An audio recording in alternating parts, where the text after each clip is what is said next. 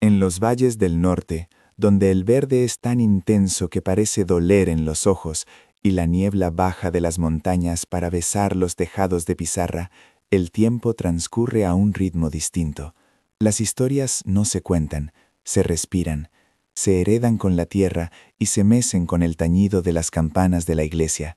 Y la historia de Marta, ¡ay! La historia de Marta. Esa es una que el viento todavía susurra con un escalofrío en las noches de invierno.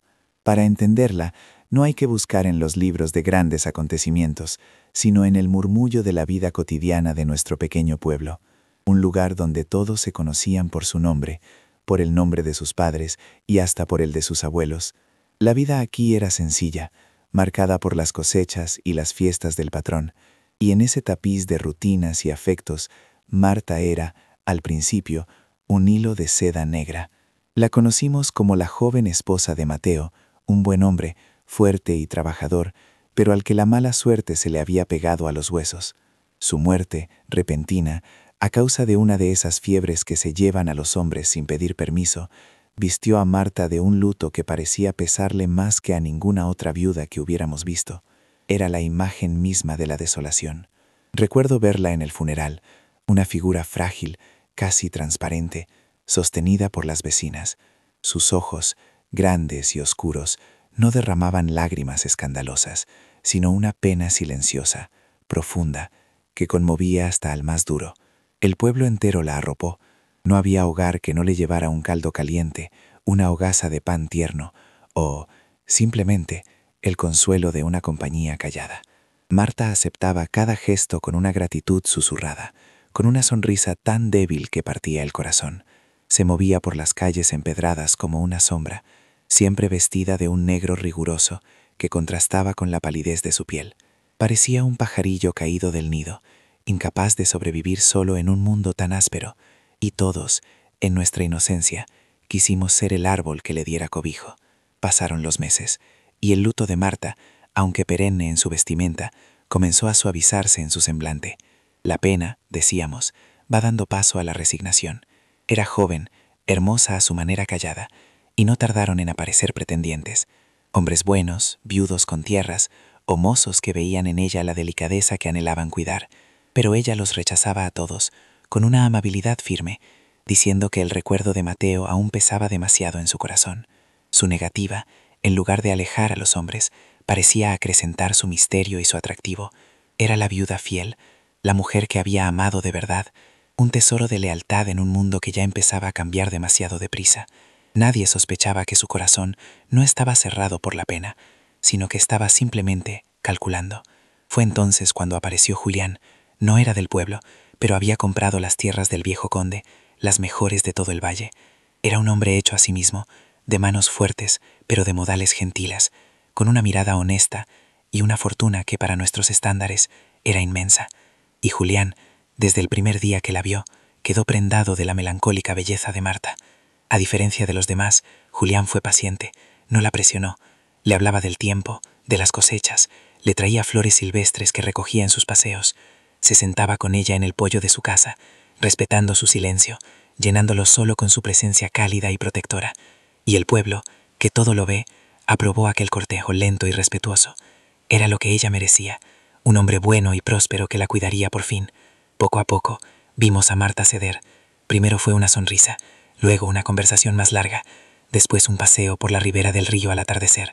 La vimos quitarse los velos más densos de su luto, aunque mantenía el negro. Es por respeto, decía, pero el corazón empieza a sentir de nuevo la luz, y todos nos alegramos por ella. Creímos estar presenciando el renacer de una flor marchita. Julián estaba ciego de amor. Le hablaba de sus planes, de la casa que reformaría para ella, de los viajes que harían, de la vida de comodidades que le daría.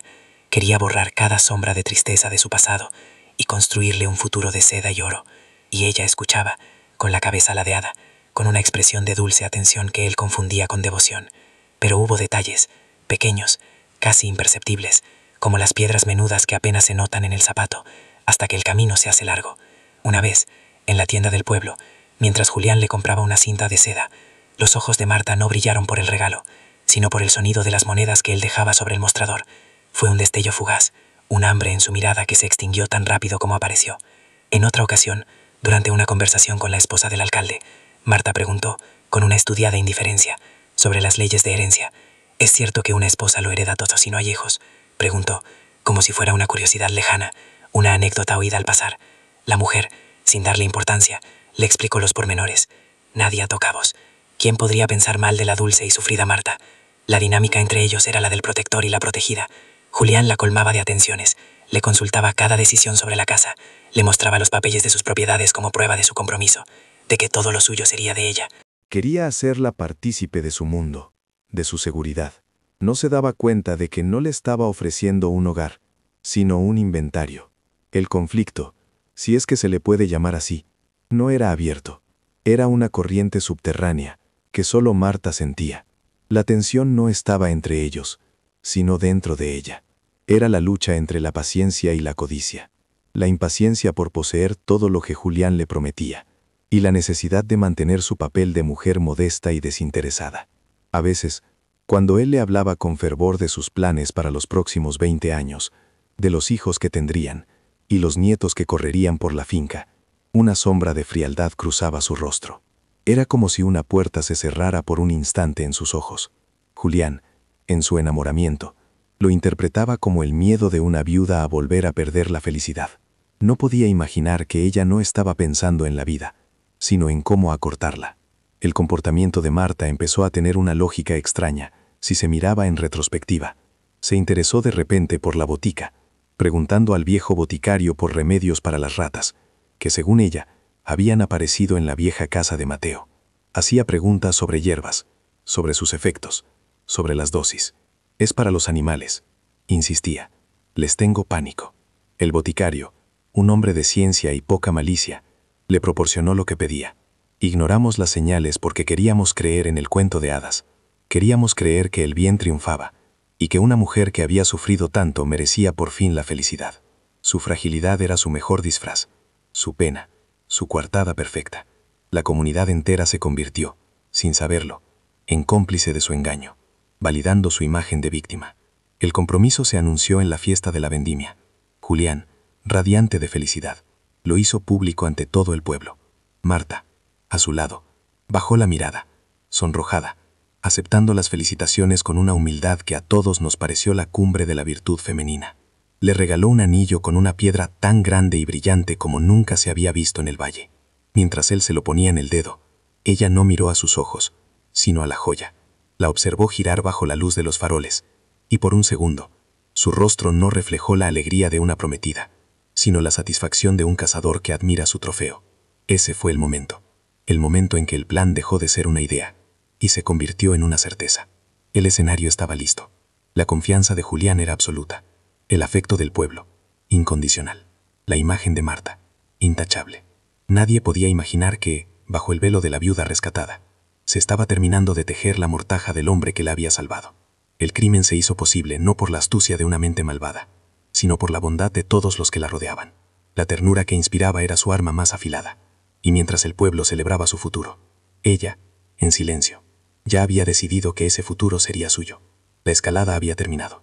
El telón del primer acto estaba a punto de caer, dejando el escenario preparado, en una calma tensa y engañosa, para la tragedia que se avecinaba. La boda se fijó para la primavera, cuando los cerezos del valle estallaran en una promesa blanca y rosa. Faltaban apenas 2 meses, y el pueblo entero vivía en una especie de dulce expectación. Las costureras trabajaban en el ajuar de Marta, comentando en susurros la finura de las telas que Julián había encargado. Él, por su parte, no reparaba en gastos. La casa del viejo conde bullía de actividad, con albañiles y carpinteros yendo y viniendo, siguiendo las indicaciones de un Julián que parecía caminar a 2 palmos del suelo. Él quería que todo fuera perfecto para ella. Supervisaba cada detalle, desde el color de las paredes hasta el labrado de las vigas del techo.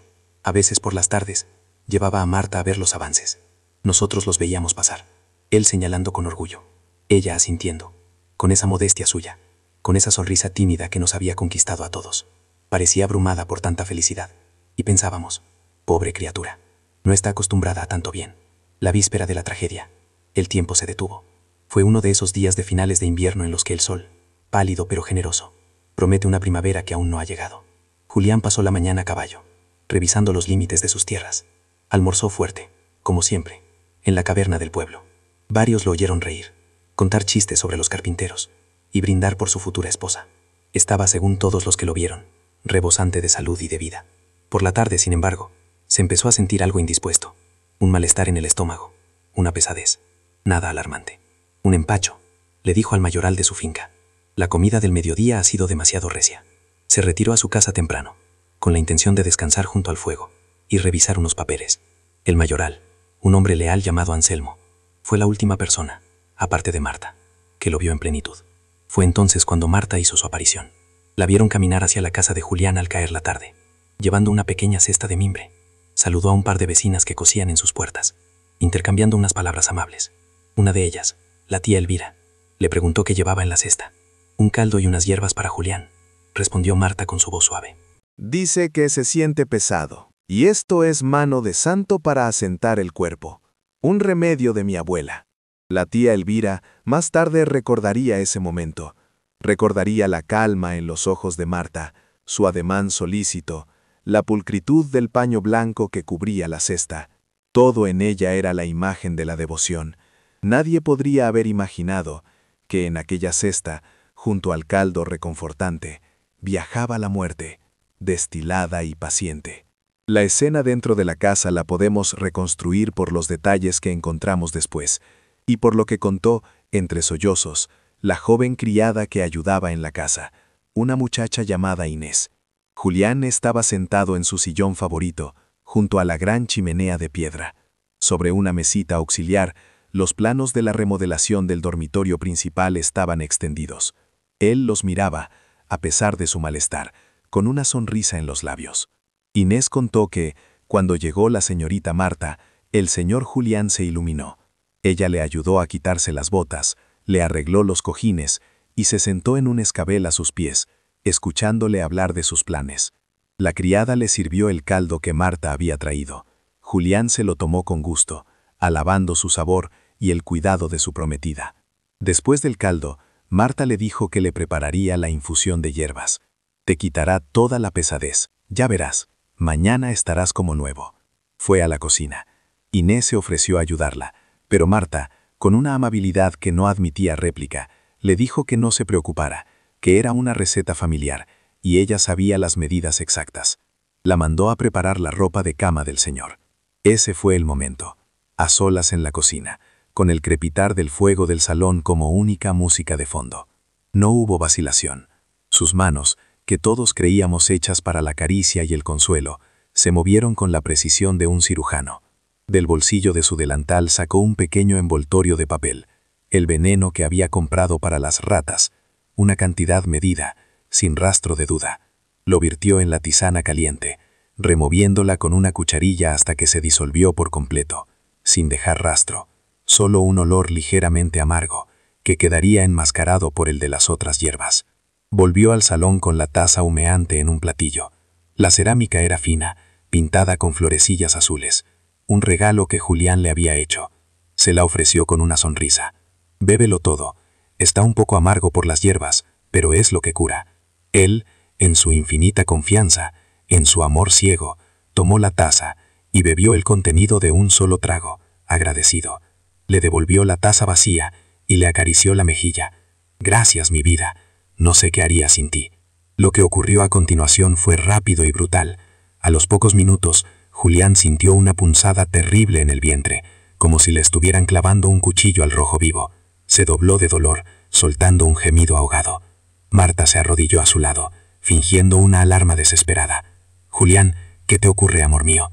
Él intentó hablar, pero solo pudo señalarse el estómago, con el rostro contraído en una mueca de agonía. Un sudor frío le perlaba la frente. Los espasmos se hicieron más violentos, sacudiéndole en el sillón. Fue entonces cuando Marta empezó a gritar.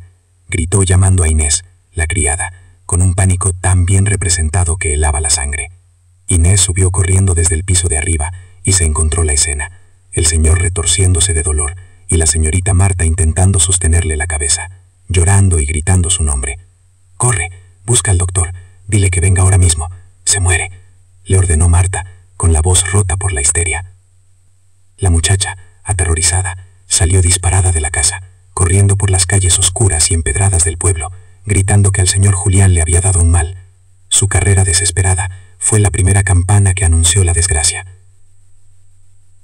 Mientras Inés corría, Marta se quedó a solas con Julián en sus últimos momentos. No sabemos qué pasó en esa habitación durante esos minutos. No hubo testigos. Pero cuando el doctor y varios vecinos, alertados por los gritos de la criada, irrumpieron en la casa, encontraron a Julián ya sin vida, desplomado en el sillón, con los ojos vidriados y una espuma blanquecina en los labios. Marta estaba en el suelo, abrazada a sus piernas, sollozando de una manera tan desgarradora que a nadie se le ocurrió dudar de su dolor. Parecía una muñeca rota, consumida por una pena que, por segunda vez, la golpeaba con una crueldad insoportable. Su actuación fue impecable, era la viva imagen de la tragedia. El doctor, un hombre práctico y acostumbrado a las muestras repentinas del campo, examinó el cuerpo. El rictus, la rigidez, los síntomas que describió la criada, atribuyó la muerte a un cólico miserere, una oclusión intestinal fulminante, una desgracia, una terrible fatalidad. Nadie pensó en veneno. ¿Quién podría envenenar a un hombre tan querido? ¿Y por qué? Los objetos en la habitación contaban una historia de amor interrumpida por el destino. Los planos sobre la mesa, la taza vacía ya lavada y colocada pulcramente en la cocina por la propia Marta, en un momento de supuesta lucidez dentro de su crisis, el fuego que se consumía lentamente en la chimenea. Todo hablaba de una velada tranquila, de un futuro feliz que se había truncado en un instante. El ambiente era denso, pesado. El olor de las hierbas de la infusión todavía flotaba levemente en el aire, mezclado con el de la leña quemada y el de la muerte. La noticia corrió por el pueblo como un reguero de pólvora, sumiéndolo en un estado de shock y de luto. El hombre bueno, el generoso Julián, había muerto. Y en el centro de todo, como un faro de dolor, estaba Marta, la pobre Marta, la mujer a la que la suerte le había vuelto a dar la espalda de la forma más cruel.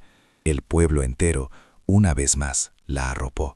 La sacaron de aquella casa, la llevaron a casa de la esposa del alcalde, la consolaron.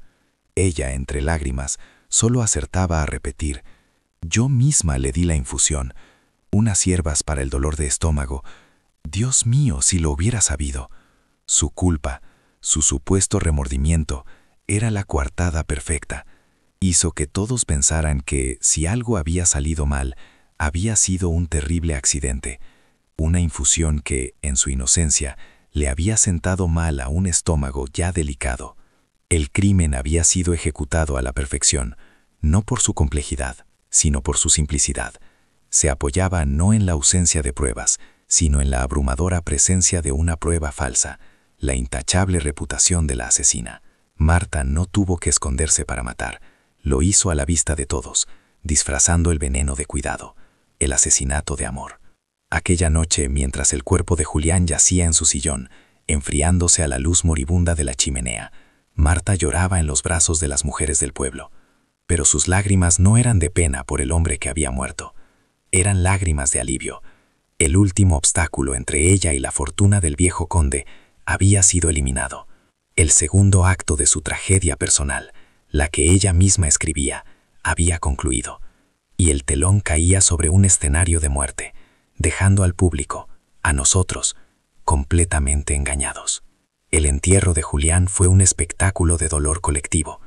El valle entero parecía haberse vestido de luto, y el silencio solo era roto por el llanto contenido de los hombres y los sollozos abiertos de las mujeres. En el centro de aquella marea de pena, como una isla de desolación, estaba Marta, sostenida por la esposa del alcalde y por la tía Elvira. Parecía a punto de desvanecerse. Su rostro, pálido como la cera, y sus ojos, enrojecidos pero secos, transmitían un sufrimiento tan profundo que resultaba casi sagrado. La Guardia Civil, representada por el cabo y 2 agentes del puesto cercano, hizo acto de presencia, más por protocolo que por sospecha. Tomaron declaración al doctor, quien reafirmó su diagnóstico: un cólico fulminante, una de esas traiciones que el cuerpo a veces comete sin previo aviso. Interrogaron a la joven Inés, que entre lágrimas contó la historia que ya todos sabíamos: el malestar del señor, la llegada solícita de su prometida, la infusión de hierbas, el ataque repentino y la muerte. Su testimonio era el de una espectadora aterrorizada de una tragedia natural. Cuando le llegó el turno a Marta, apenas pudo hablar. El cabo, un hombre bueno y padre de familia, fue de una delicadeza extrema. Ella, con la voz rota, solo repetía que había querido cuidarlo, que las hierbas eran un remedio de su abuela, que nunca se perdonaría haberle dado algo que, quizás, le había sentado mal. Su aparente sentimiento de culpa era tan convincente que el cabo cerró su libreta con un suspiro de compasión. El caso, para él, estaba cerrado. Era una desgracia, no un crimen. El pueblo aceptó la explicación sin dudar. La vida, aquí en los valles, a menudo es así de cruel e inexplicable. Julián fue enterrado en el pequeño cementerio, junto a la tapia desde donde se ven sus tierras, y la vida, lentamente, comenzó a reanudar su curso. Marta se encerró en un luto aún más riguroso que el anterior, heredera universal de la inmensa fortuna de Julián, como prometida y beneficiaria de un testamento reciente. Nadie vio en ello más que el último acto de amor de un hombre generoso. Pero la historia no muere en los valles. A veces solo se va a la ciudad a coger fuerzas. Y la noticia de la muerte de Julián llegó a los oídos de su sobrino, Ricardo, un joven abogado de la capital.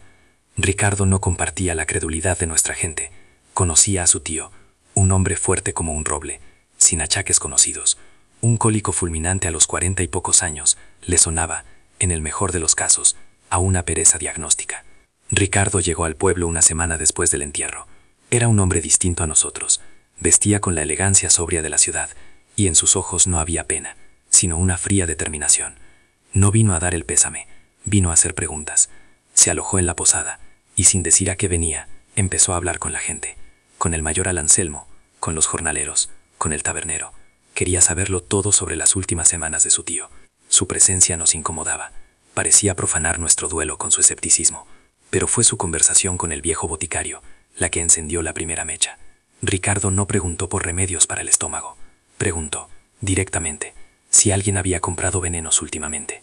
El boticario, al principio reacio, acabó recordando. La viuda de Mateo, la dulce Marta, había venido hacía unas semanas. Quería un veneno fuerte para unas ratas que, según decía, infestaban su vieja casa. Aquella información, que para nosotros era un detalle sin importancia, para Ricardo fue como una pieza que encaja en un puzzle oscuro. ¿Ratas en una casa casi vacía? ¿Y justo antes de prometerse con un hombre rico? El abogado ató los cabos que nosotros, en nuestra cercanía, éramos incapaces de ver. La muerte de su tío ya no le parecía una desgracia. Le olía a arsénico. Con esa sospecha, Ricardo no acudió a la Guardia Civil local. Se fue directamente al juzgado de la capital de provincia y presentó una denuncia formal, solicitando la exhumación del cadáver y una autopsia. La noticia cayó en el pueblo como una bomba. Exhumar a Julián. Era una profanación, un sacrilegio. Y sobre todo, era una acusación velada, monstruosa, contra la pobre Marta. El pueblo se dividió. La mayoría la defendía con fervor. Es la envidia, decían. El sobrino quiere la herencia. La veían como una víctima doble, primero de la muerte, y ahora de la calumnia. Pero en otros, en una minoría silenciosa, la duda empezó a germinar. Recordaban la muerte del primer marido, Mateo, también repentina. Recordaban la pregunta de Marta sobre las leyes de herencia. Pequeños detalles que ahora, bajo esta nueva luz, adquirían un brillo siniestro. La autoridad judicial, ante la insistencia y los argumentos legales de Ricardo, no tuvo más remedio que ordenar la exhumación. Fue un día gris y ventoso, que parecía contagiado de la sordidez del asunto. Un grupo de hombres, con el rostro sombrío, abrió la tumba de Julián bajo la atenta mirada de 2 médicos forenses venidos de la ciudad y un juez instructor. Marta no estuvo presente. Se dijo que el horror era demasiado para su corazón delicado. El cuerpo de Julián fue trasladado a la capital. Y durante días, el pueblo vivió en una tensión insoportable, esperando un veredicto que podía confirmar su fe en la inocencia de Marta, o destrozar para siempre la imagen que tenían de ella y de sí mismos. Los periódicos de la ciudad empezaron a hacerse eco del caso. Lo llamaron el misterio de la viuda del valle. Nuestra pequeña comunidad, de repente, estaba en el centro de un escándalo que nos superaba. La jornada de los interrogatorios oficiales fue un desfile de rostros conocidos por el juzgado improvisado en el ayuntamiento. El juez, un hombre severo y metódico, interrogó a todos de nuevo. Inés, la criada, repitió su historia, aunque esta vez su voz temblaba. El doctor, frente a los forenses, tuvo que admitir que los síntomas de un cólico severo y los de un envenenamiento por arsénico podían, en un primer momento, confundirse. Su reputación quedó en entredicho. El testimonio clave fue el del boticario. Con una precisión que helaba la sangre, describió la calma de Marta al comprar el veneno, su insistencia en que fuera el más efectivo, su excusa sobre las ratas. Por primera vez, una prueba tangible conectaba a Marta con la posibilidad del asesinato. Y entonces, llegó el informe de la autopsia. Las palabras del forense, leídas por el juez en un silencio sepulcral, fueron demoledoras. En los tejidos del cuerpo de Julián se habían encontrado cantidades masivas de arsénico. No había lugar a dudas. No había sido un cólico. No había sido una desgracia. Julián había sido envenenado. Asesinado. El impacto de esa revelación fue un terremoto que sacudió los cimientos de nuestra comunidad. La incredulidad dio paso al horror. La compasión se transformó en una repulsión helada. Cada gesto de amabilidad que le habíamos ofrecido a Marta, cada palabra de consuelo, se nos antojaba ahora una complicidad involuntaria. Fuimos nosotros quienes le tejimos el manto de inocencia bajo el cual escondía su puñal. El juez emitió una orden de detención inmediata contra Marta. 2 parejas de la Guardia Civil se dirigieron a su nueva casa, la casa de Julián, donde ella vivía recluida en su supuesto dolor. La encontraron en el salón principal, vestida de negro, ordenando las pertenencias de su difunto prometido. Cuando le leyeron la acusación, no gritó ni lloró. Su rostro se convirtió en una máscara de fría indignación. «Es un error», dijo con una calma que ya no nos parecía fragilidad, sino un control férreo y aterrador. Procedieron a registrar la casa. Y allí, en el fondo de un viejo baúl donde guardaba las ropas de su primer marido, encontraron lo que buscaban. Un pequeño paquete de papel, casi vacío, con los restos de un polvo blanquecino. Era el mismo veneno que vendía el boticario. Junto a él encontraron algo más. Varias pólizas de seguro de vida a nombre de Mateo, su primer esposo, cobradas puntualmente. Y los papeles que la acreditaban como única heredera de Julián. El móvil, el arma y la oportunidad. El círculo se había cerrado. La imagen de su arresto es una que nadie en este pueblo ha podido olvidar. La vieron salir de la gran casa, flanqueada por los guardias. Ya no era la viuda frágil. Caminaba erguida, con la cabeza alta, lanzando a sus antiguos vecinos una mirada que mezclaba el desprecio y el desafío. El pueblo entero estaba en la calle, observando en un silencio atónito. No hubo insultos, no hubo gritos. Solo el sonido del viento y la constatación de que el monstruo que habían estado buscando no había venido de fuera. Había estado siempre entre nosotros, sonriéndonos, aceptando nuestro caldo caliente, y planeando su próxima muerte. La investigación había concluido, pero la repercusión apenas comenzaba. Las conversaciones en las tabernas y en las fuentes ya no eran sobre la cosecha, sino sobre la naturaleza del mal. ¿Cómo pudimos estar tan ciegos? ¿Cómo una criatura de apariencia tan dulce podía albergar un corazón tan oscuro? La historia de Marta dejó de ser un simple crimen para convertirse en una leyenda negra, una herida en la memoria colectiva de nuestro valle. El telón del tercer acto caía, no sobre un misterio resuelto, sino sobre una verdad insoportable. La mujer que habíamos elevado al altar de la víctima se revelaba como la más fría de las verdugos. Y ahora solo quedaba el juicio, el momento en que la comunidad y la ley tendrían que mirarla a los ojos y dictar sentencia sobre la encarnación misma del engaño. El juicio de Marta no fue un juicio contra una mujer, sino contra la idea misma del engaño. Se celebró en la capital, lejos de nuestros valles, pero cada palabra pronunciada en aquella sala solemne resonaba en nuestras cocinas y en nuestros campos como un eco interminable.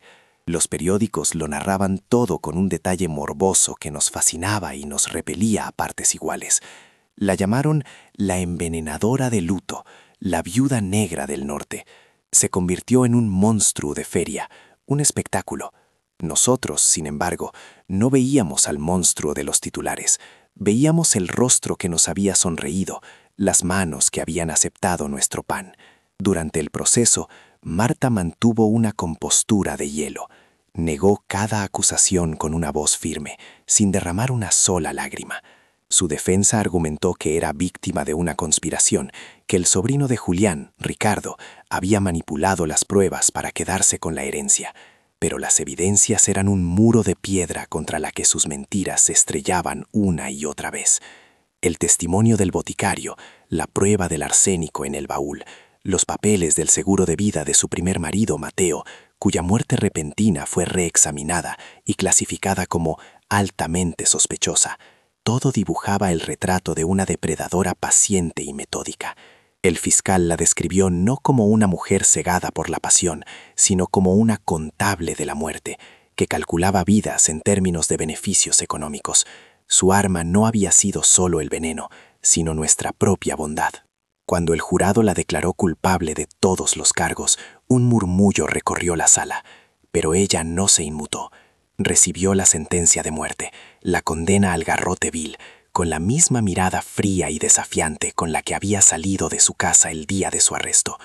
En ese momento final, despojada de su disfraz de víctima, lo único que le quedaba era su soberbia. Y fue esa imagen, la de su impenitente maldad, la que se grabó a fuego en la memoria de una generación. La ejecución se llevó a cabo en el patio de la prisión de la ciudad. Nadie del pueblo fue a verla. Queríamos recordar a la mujer que creímos conocer, aunque fuera una mentira, no al monstruo en su hora final. Su muerte fue el cierre legal del caso, pero no el fin de la historia. Para nosotros, la historia de Marta acababa de empezar a vivir su vida más larga, la del mito. En los años que siguieron, nuestro valle cambió. Una desconfianza sorda, como una mala hierba, creció entre nosotros. Nos volvimos más cautelosos, más recelosos del extraño, y lo que es peor, a veces también del vecino. El caso de Marta nos había robado la inocencia, nos había enseñado que el mal no siempre lleva el rostro de un ogro, sino que a veces se esconde tras la máscara más dulce y desvalida. Las leyes también cambiaron. Su caso fue uno de los que impulsaron un control mucho más estricto sobre la venta de venenos como el arsénico y la estricnina. Los protocolos de autopsia ante muertes súbitas, especialmente si había herencias de por medio, se hicieron más rigurosos. De alguna manera, la muerte de Julián sirvió para salvar otras vidas en el futuro, un consuelo amargo y minúsculo. Con el paso de las décadas, los historiadores y criminólogos han vuelto a su figura una y otra vez. Algunos la ven como un caso de manual de psicopatía, una ausencia total de empatía envuelta en una capacidad camaleónica para simular emociones. Otros, con una mirada más social, la interpretan como un producto retorcido de su tiempo, una mujer con una ambición desmedida en una sociedad que no le ofrecía caminos legítimos para alcanzar el poder y la riqueza, y que decidió tomar el atajo más oscuro. Su historia se convirtió en folclore, se escribieron novelas baratas, romances de ciego que se cantaban en las ferias, y mucho más tarde, ya en nuestros días, algún documental de televisión y un par de libros serios de ensayo criminal. Cada generación la redescubre y la reinterpreta, proyectando en ella sus propios miedos sobre la naturaleza del engaño. Hoy, la casa del viejo conde, la que iba a ser su palacio, sigue en pie. Durante años estuvo abandonada, porque nadie quería vivir con los fantasmas de Marta y Julián entre sus paredes. Ahora es una casa rural, y los turistas que duermen en ella a veces ignoran que bajo su techo se planeó uno de los crímenes más fríos que recuerdan estos valles. ¿Y qué simboliza al final la historia de Marta? Simboliza la aterradora verdad de que la confianza, el pilar sobre el que construimos nuestras pequeñas comunidades, es también nuestra mayor vulnerabilidad. Simboliza que el juicio más importante no siempre es el que se celebra en un tribunal, sino el que libramos dentro de nosotros mismos, cuando nos damos cuenta de que hemos sido engañados, de que le abrimos la puerta de nuestro hogar y de nuestro corazón a la mismísima oscuridad. Aquí, en el norte, donde la niebla todavía baja a besar los tejados, el viento ya no susurra el nombre de Marta con escalofríos, lo grita como una advertencia, una lección eterna escrita en la tierra y en la memoria de nuestra gente, la historia de una viuda de luto que nos enseñó, al precio más alto, que las lágrimas pueden ser el veneno más indetectable de todos.